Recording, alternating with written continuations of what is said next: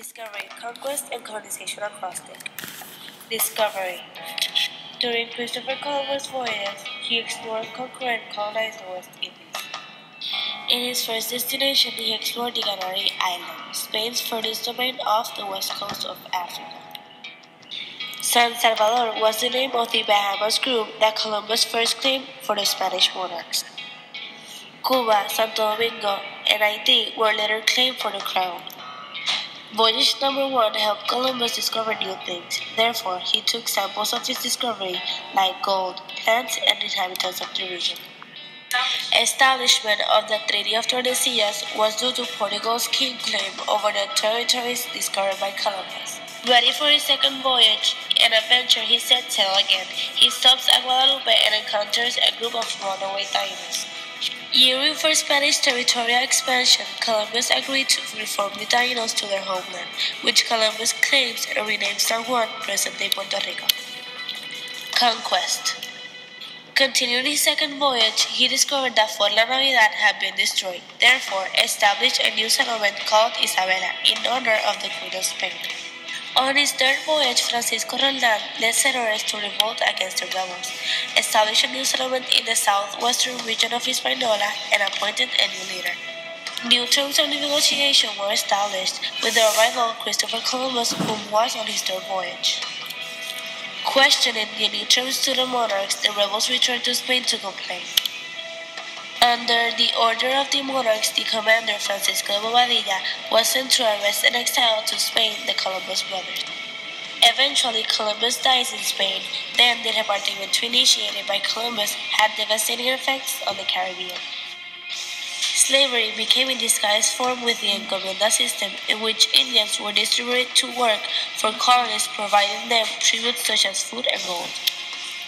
The native population extinguished due to the economic system, which promoted fear on behalf of the monarch that this would provoke rivals to intervene in the Indies. Ascending concerns about the encomienda system led to the Edict of 1503 and 1504, which declared Indians free persons. They were vassals of the crown protected by the royalty. Needing to improve the edicts, the monarchs agreed to pass the law of Burgos, which obliged Indians to obey the law or kingdom, accept Catholic faith, and continue to work for colonists. Due to Palacios Rubio's reply that Spain's mission was to Christianize the heathen, the explorers had to be advised how and when were they to respect the natives' freedom and bring them to the faith peacefully.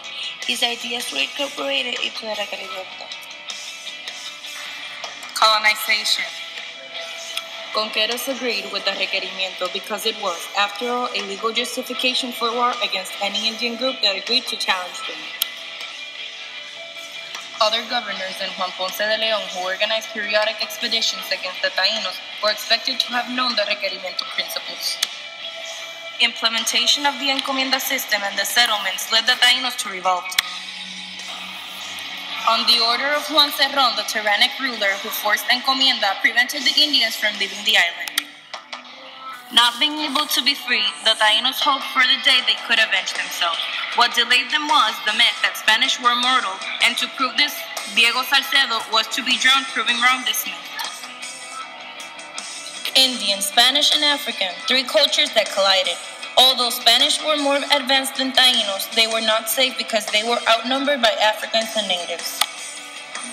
Zero population growth was due to this outnumbered culture. It simply came to a stagnate. Alonso Manso, first bishop of the Americas, received an encomienda of 150 Indians as part of the church endowment.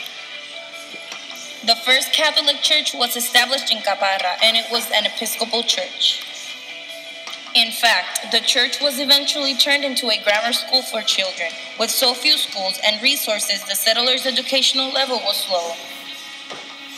On the other hand, certain taxes were established like avería, almojarifazgo, regalías, etc.